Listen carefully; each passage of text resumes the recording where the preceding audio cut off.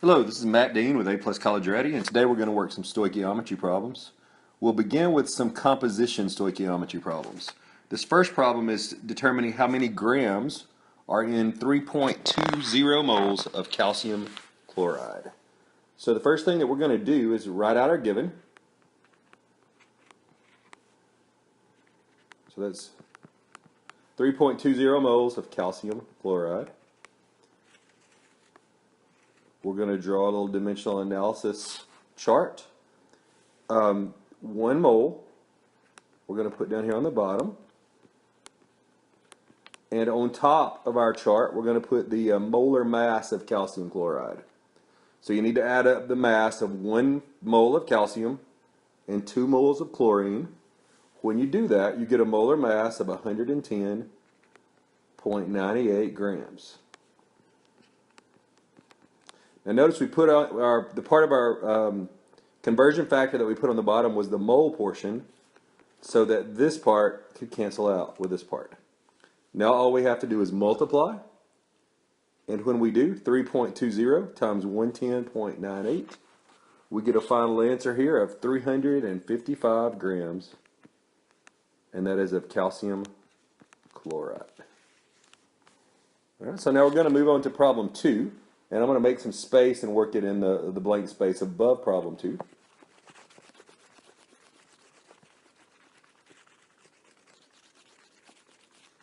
So now we want to know how many molecules of water are in 98 grams of water. So we're looking for molecules. So first of all, we need to take our 98 grams of water. And pretty much our first step in most of these problems is going to be to convert to moles. So we need to determine the molar mass of water. So we'll add up the mass of 2 moles of hydrogen and 1 mole of oxygen. When we do that, we get 18.01 grams of water. And that's how much water is in 1 mole. Notice we put the grams on the bottom so that grams will cancel out. But we're not trying to find moles in this case. We're trying to find how many molecules of water. What we need to know here is that 1 mole of any substance is equal to Avogadro's number, 6.02 times 10 to the 23rd particles of that substance. And in this case, the kind of particle we're looking for are molecules of water. The moles cancel out, so we multiply 98 times 6.02 times 10 to the 23rd. We divide that all by 18.01, and when we do that, we end up with a final answer here of 3.28 times 10 to the 24th, and that is molecules of water. All right, now we're ready to look at problem 3. Here we want to know how many hydrogen atoms are contained in 98 grams of water. Well, in the previous problem, we converted the 98 grams of water to molecules of water. And we got 3.28 times 10 to the 24th molecules of water. What we have to realize here is that in each molecule of H2O, there are 2 hydrogen atoms. So that's our conversion factor. We're going to say for every 1 molecule of water, there are 2 hydrogen atoms. We put the molecules on bottom, so they'll cancel out with molecules over here. We multiply, and when we do, we end up with a final answer here of 1.28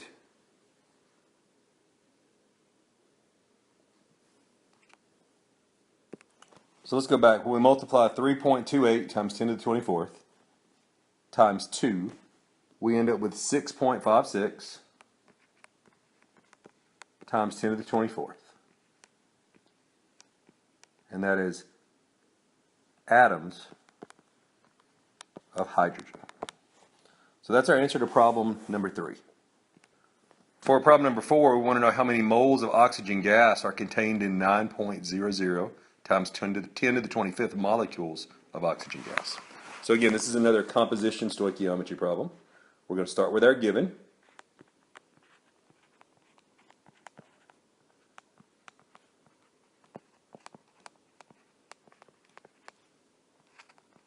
So 9 times 10 to the 25th molecules of oxygen. And what we have to realize here is that in each mole, there are Avogadro's number, 6.02 times 10 to the 23rd molecules of a substance. So we're going to put 6.02 times 10 to the 23rd molecules down here at the bottom of our conversion factor. And we're going to put what that's equal to up top, which is 1 mole. We put the molecules on the bottom, so they would cancel out. So now it's a matter of going 9 times 10 to the 25th times 1 and dividing it by Avogadro's number, 6.02 times 10 to the 23rd. And when we do that, we end up with 150. To get our sig figs right, we're going to put a decimal point there at the end, and that is moles of oxygen gas. So now we're going to move on to problem number 5. What is the mass of 9 times 10 to the 25th molecules of oxygen gas? Well, in the last problem, we converted from molecules to moles. So let's start with those moles this time. So we had 150 moles of oxygen gas. And now when we're converting to mass, we're trying to get to grams.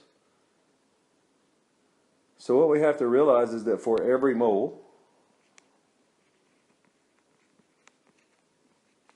we need to put in the molar mass of oxygen gas. So take the molar mass of oxygen twice. Well, that turns out to be 32.0 grams. So now it's a matter of multiplying 150 times 32. And we end up with 4.78. And that is times 10 to the third. And that's grams of oxygen gas, O2. All right, so now we're ready to move on to problem number 6. Problem 6, we're at our first reaction stoichiometry problem. In the neutralization reaction between hydrochloric acid and potassium hydroxide, how many grams of water, so we're looking for the theoretical yield, will be produced if 100 grams of hydrochloric acid react with excess potassium hydroxide? So the 100 grams of hydrochloric acid, those are acting as our limiting reactant. We're going to use that to determine how many grams of water that we're going to produce. Now the first thing that we have to make sure of is that we have a balanced equation. And in this case we do. Everything looks balanced out. So we're going to take our given, 100 grams of HCl. And pretty much always a standard thing in our problems is to convert from 2 moles. Let's get 2 moles. So we need to know the molar mass of hydrochloric acid. Well, the molar mass of hydrochloric acid is 36.46 grams. And that's the number of grams in 1 mole.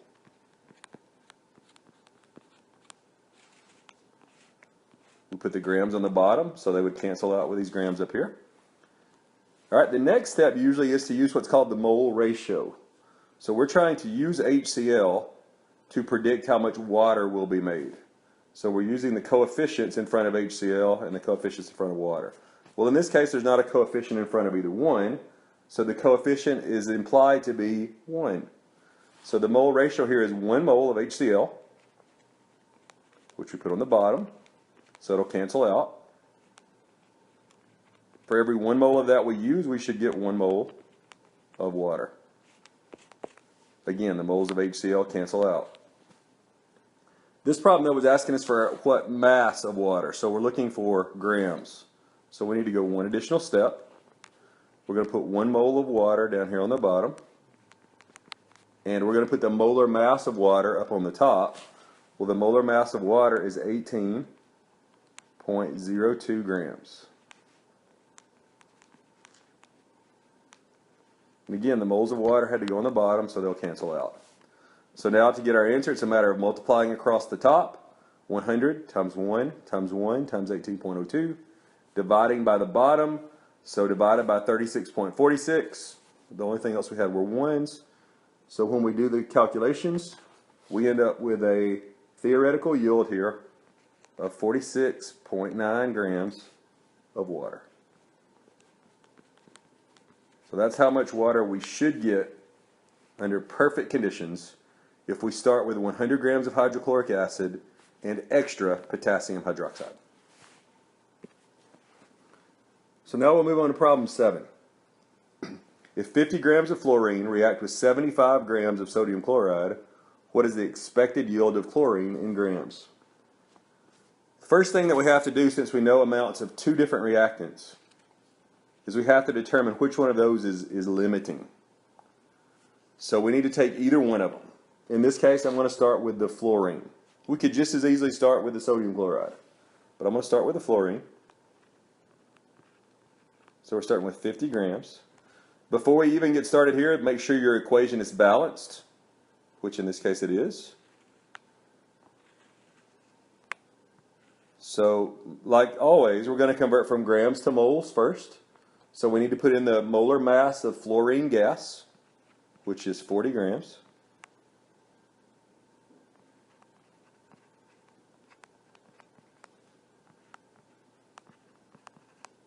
What we're going to do on the next step is use a mole ratio to go from fluorine to sodium chloride, because we're trying to figure out how much sodium chloride do we need to react completely with 50 grams of fluorine. So our mole ratio here is 1 to 2. So we're going to put 1 mole of fluorine down here on the bottom, 2 moles of sodium chloride on top, and then our final step is going to be to convert to grams. So 1 mole of sodium chloride. We need to put the molar mass of sodium chloride up top here, and that's going to be 58.44.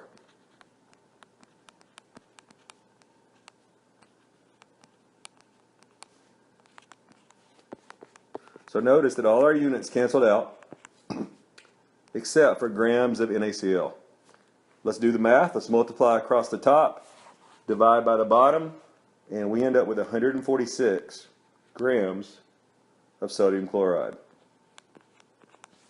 So for 50 grams of fluorine, we need 146 grams of sodium chloride to go with that, for them to be in what we call stoichiometric proportions. If we had 50 grams of fluorine and 146 grams of sodium chloride, they would react completely, and none of either chemical would be left over. We don't have that. We need 146 grams of sodium chloride, but the problem states that we only have 75. That tells us that sodium chloride is our limiting reactant. All right, so now we're going to take the limiting reactant, sodium chloride, 75 grams of it, and we're going to use that to determine how much chlorine we should be able to produce. So as always, we're going to convert from grams to moles first. So we'll put the molar mass of sodium chloride down here on the bottom, 58.44 grams. That's equal to 1 mole, which we'll put on the top. Grams of sodium chloride cancel out. Now we're going to use our mole ratio, which is 2 to 1. So we're going to put 2 moles sodium chloride down here on the bottom. For every 2 moles of sodium chloride that we use, we should produce 1 mole of chlorine gas. Finally, we want to convert from moles of chlorine over to grams of chlorine, so we'll use the molar mass. 1 mole of chlorine is equal to 70.91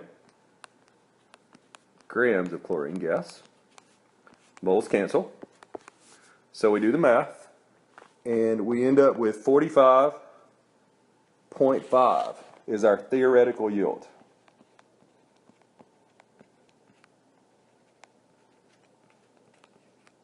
That's how much chlorine gas we should produce if all of the 50 grams of fluorine or all the 75 grams of sodium chloride react. It's probably not really going to happen in the real world, but that's the perfect situation. Now the next problem 8 wants to know if 35 grams of chlorine are actually obtained.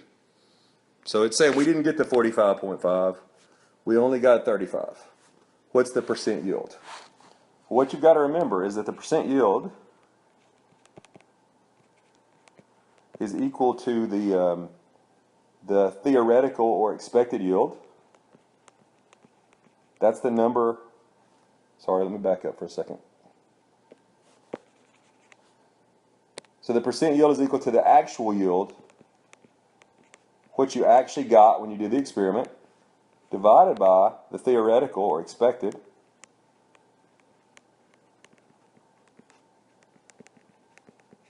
and all that times 100%. So let's make a little space up top here. So for our percent yield, we're going to take our actual yield, which is how much the problem says we really got when we did the experiment, 35 grams.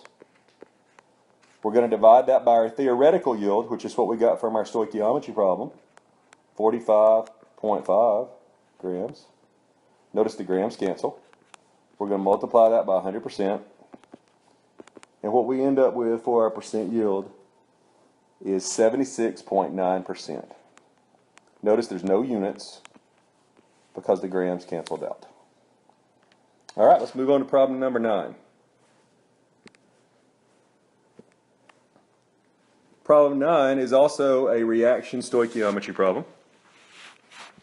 If 45 grams of calcium react with excess water, what is the theoretical yield in grams of hydrogen gas?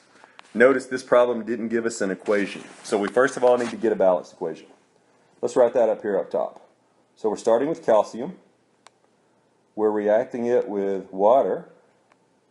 So this is going to be a single replacement reaction.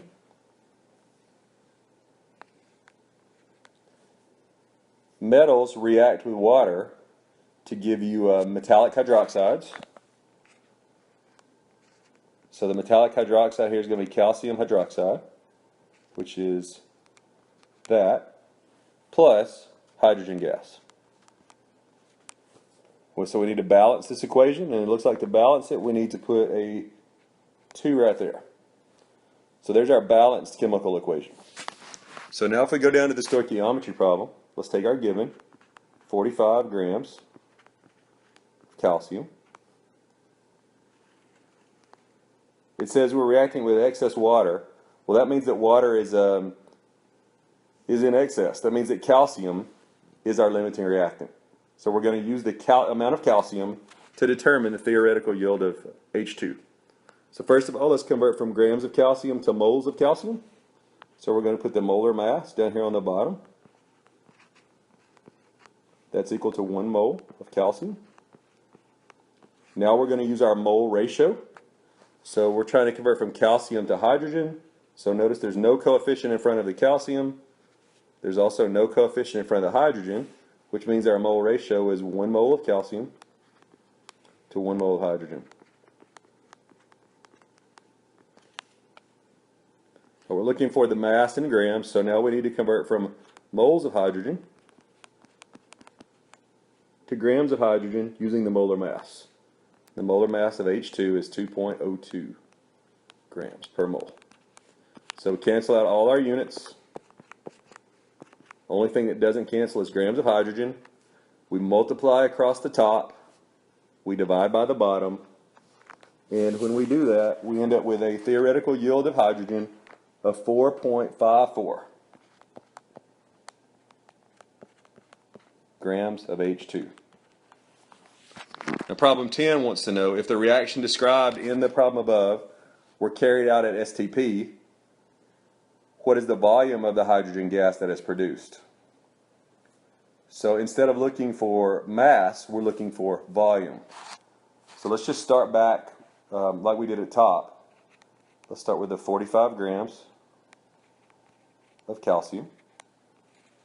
Just like we did above, convert that to moles.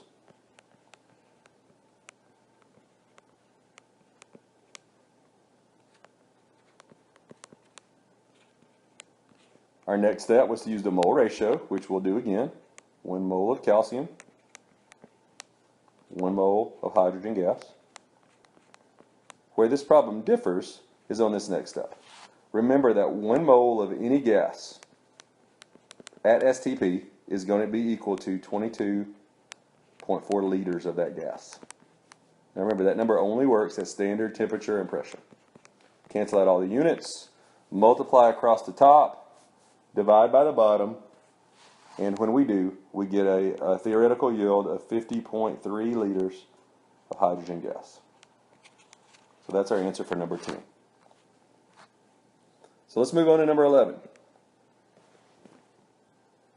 So again, on number 11, we're not given an equation. We're reacting lead 2 nitrate with potassium chloride. And first of all, we want to know which reactant is limiting. Let's first of all come up with an equation.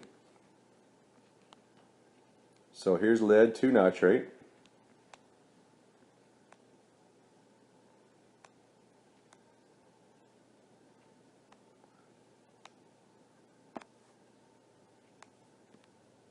Been a little tricky there. We're reacting it with potassium chloride. So this is going to be a double replacement reaction. The lead and the potassium are going to switch places. So we're going to end up with potassium nitrate plus lead 2 chloride. We need to balance this equation by putting a 2 in front of KCl. Also need a 2 beside my nitrate there, and a 2 right there. Alright, and make sure, don't let me confuse you, the subscript that I put beside the nitrate, I should have put that there before I started balancing. The correct formula for the compound lead 2 nitrate is Pb quantity NO32. So now let's start by looking for our limiting reactant. Remember, we could start with either the amount of either reactant and use that to determine the limiting reactant. So I'm going to start with the lead nitrate. So we had 200 grams of PbNO32.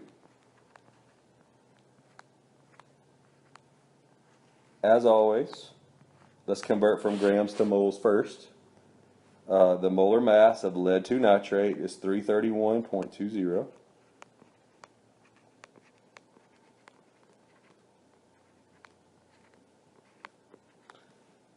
That's 1 mole.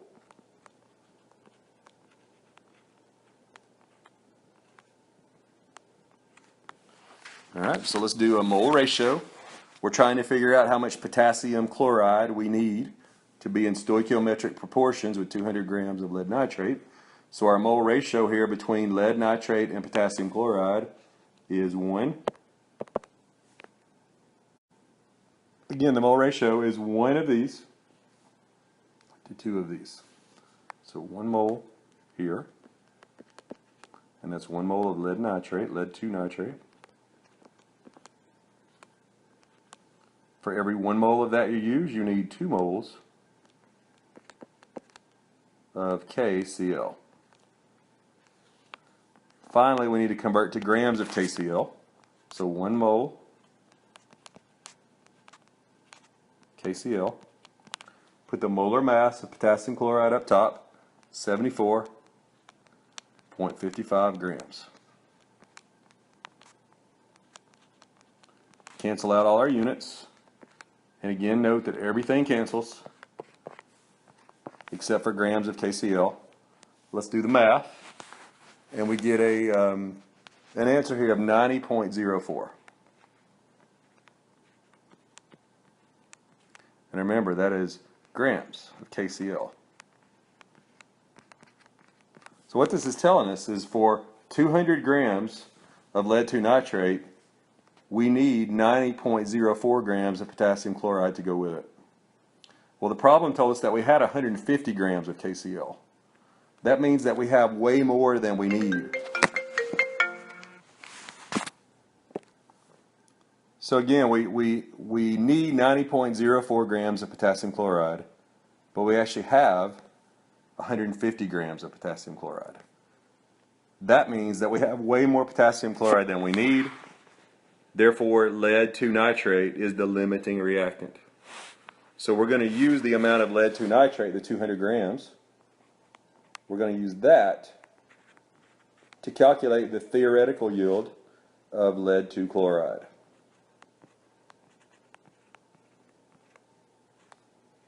So like always, take our given, convert that over to moles, exactly like we did in the problem up top.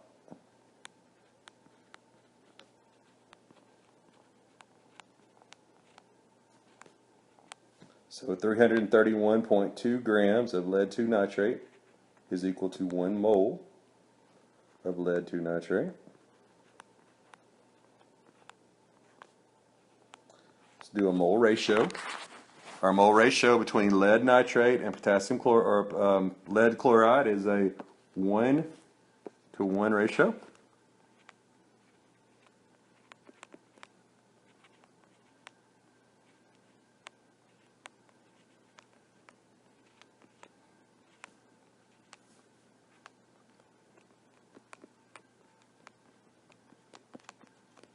And our final step is to convert from moles of lead nitrate, lead chloride rather, to grams of lead chloride. So we use the molar mass. The molar mass of lead 2 chloride is 278.10.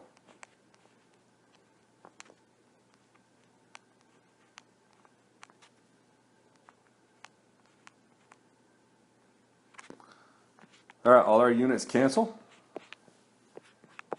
except for grams of lead 2 chloride. And when we do that calculation, we end up with 167.9 grams.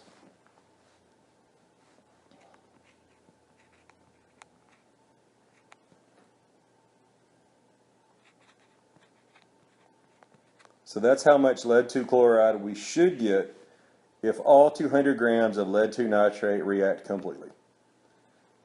Problem 13 tells us if 100 grams of lead 2 chloride are actually recovered, what's the percent yield? Remember that the percent yield is equal to the actual yield, which in this case is 100 grams, divided by the theoretical yield, which we calculated in our problem number 12 to be 167.9 grams, times 100%.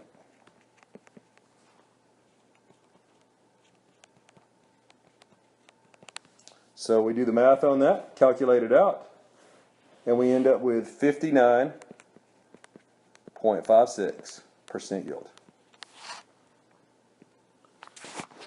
All right, we're going to work that previous problem a different way. This time we're going to use a rice table to work that problem. Same problem though. Step 1 is to set up the rice table.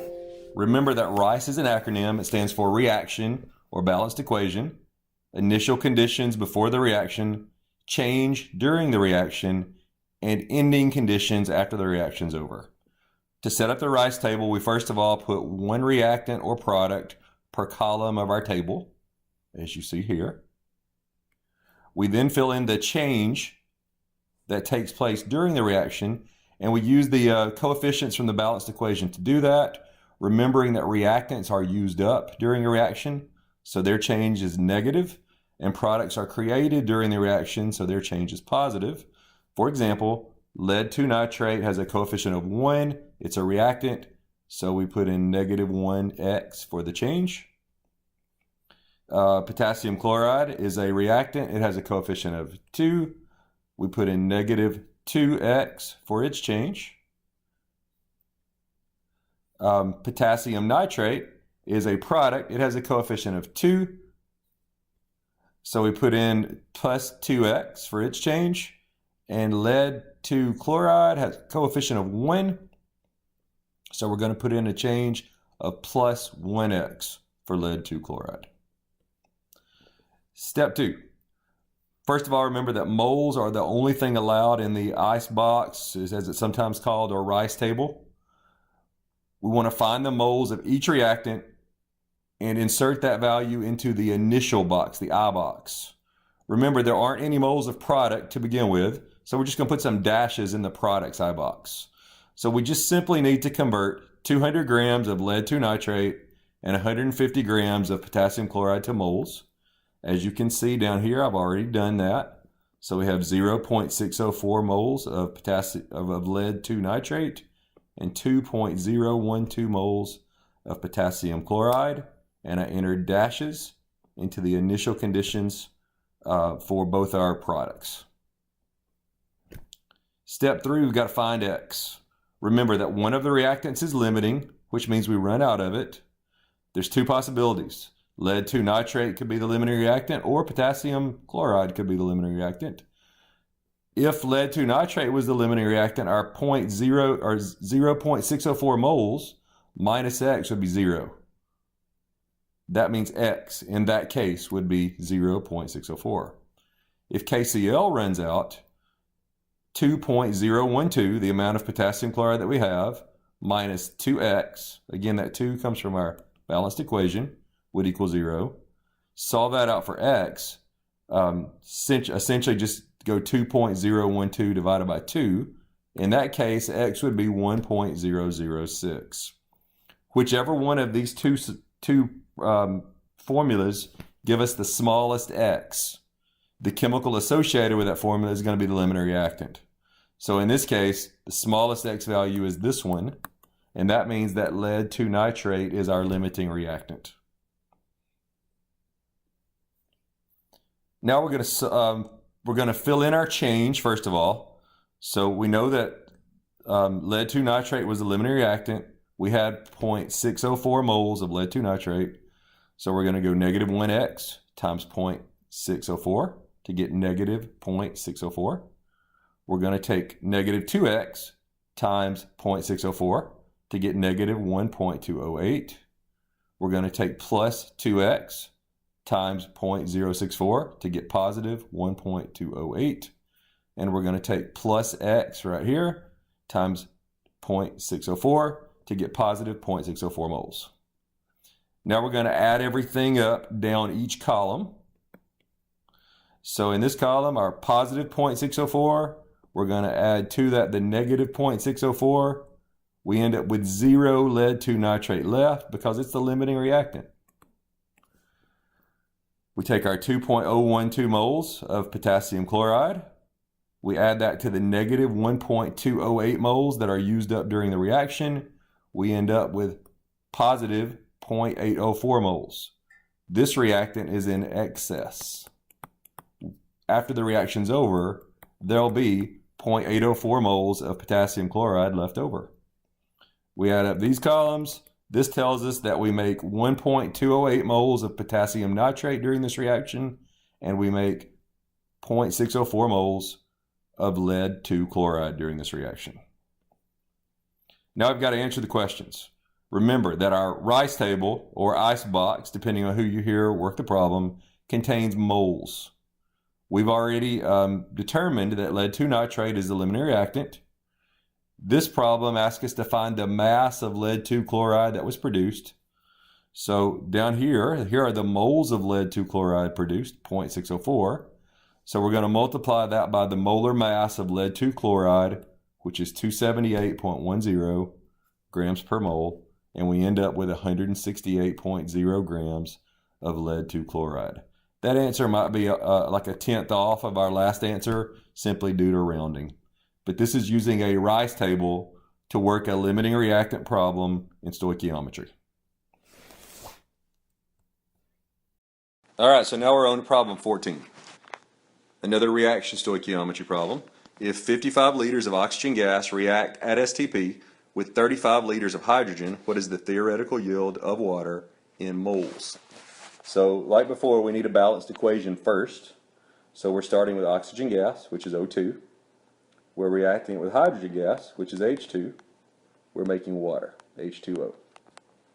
We need to balance this equation. We're going to have to put a 2 right here and a 2 right there. So that's our balanced equation. Now we're going to start with our given. We're assuming, well, we've got to determine which one of our reactants is the limiting reactant. So we could start with either one. I'm going to start with the oxygen.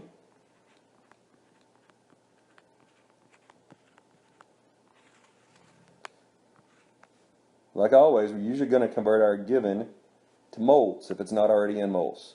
Since we're at STP, there's 22.4 liters of any gas in 1 mole of that gas.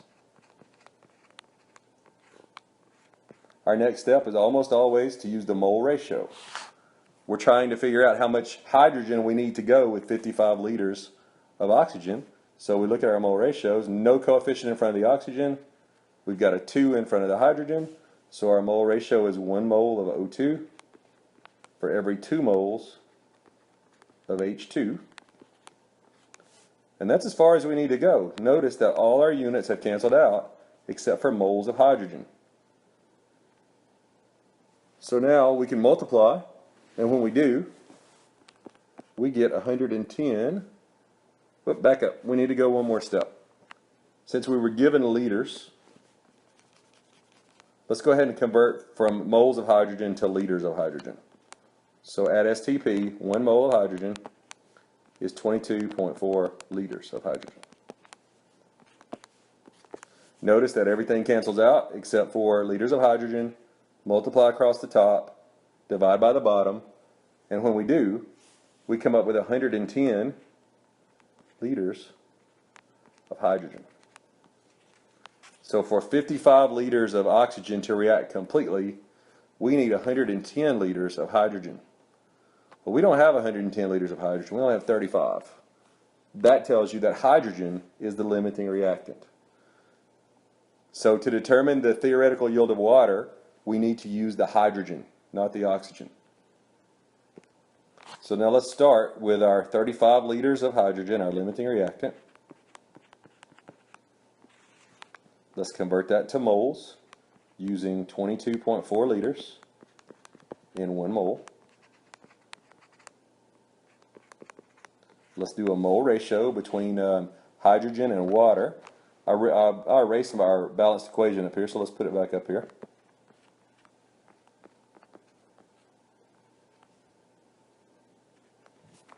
So there we go. So our mole ratio between hydrogen and water is 2 to 2, or we can reduce that down to 1 mole of hydrogen to 1 mole of water. We're looking in this case for moles of water. So this is as far as we need to go. We've now canceled out all our units except moles of water. We now multiply across the top, divide by the bottom, and we end up with a theoretical yield of water of 1.56 moles of water. And that's it for problem 14. One more problem to go, problem 15. So for problem 15, if 45 grams of calcium react with 95 grams of copper 2 nitrate, what's the theoretical yield in grams of copper? So again, we need a balanced equation. Let's write this up top. Starting with calcium, we're reacting it with copper 2 nitrate. This is going to be a single replacement reaction. Calcium is above copper on the activity series, so this reaction will happen. We'll end up with copper metal plus calcium nitrate. Check to see if it's balanced, and that equation is balanced as written. So now we need to determine the limiting reactant. Again, we can start with either of our reactants. I'm going to start with the copper 2 nitrate in this case. So we're going to say 95 grams of copper 2 nitrate.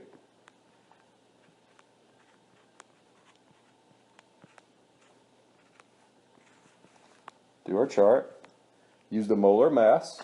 Molar mass for copper 2 nitrate is 187.56.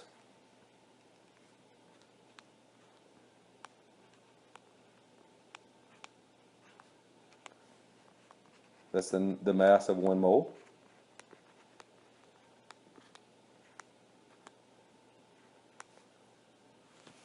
We need to do a mole ratio between calcium and copper 2 nitrate. And all of our coefficients are 1, so that's going to be a 1-to-1 ratio.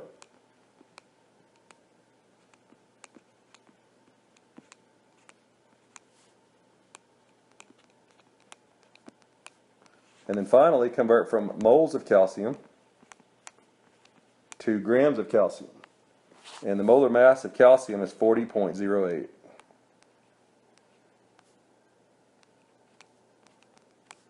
So notice that everything has canceled except for grams of calcium.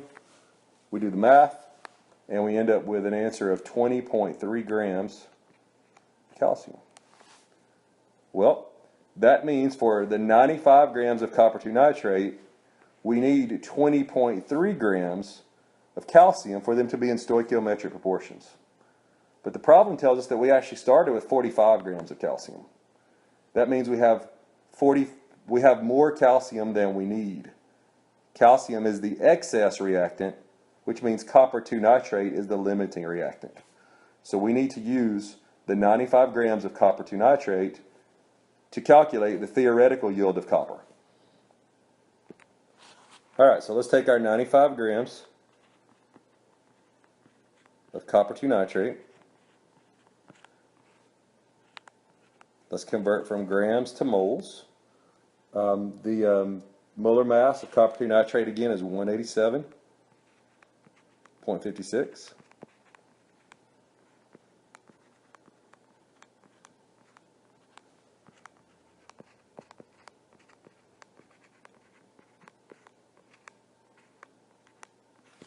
Now we're going to do a mole ratio. We're trying to determine how much copper metal we can make from this. So our mole ratio is 1 here, 1 here.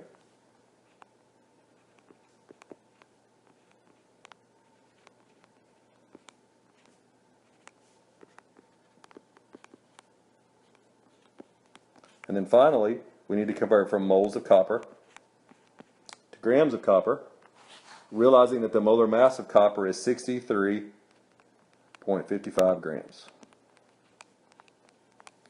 Cancel out all our units except for grams of copper. Go ahead and do the multiplication and the division on bottom, and we end up with a theoretical yield of 32.2 grams of copper. Alright, that's the end of our stoichiometry practice problems, and I hope that helped.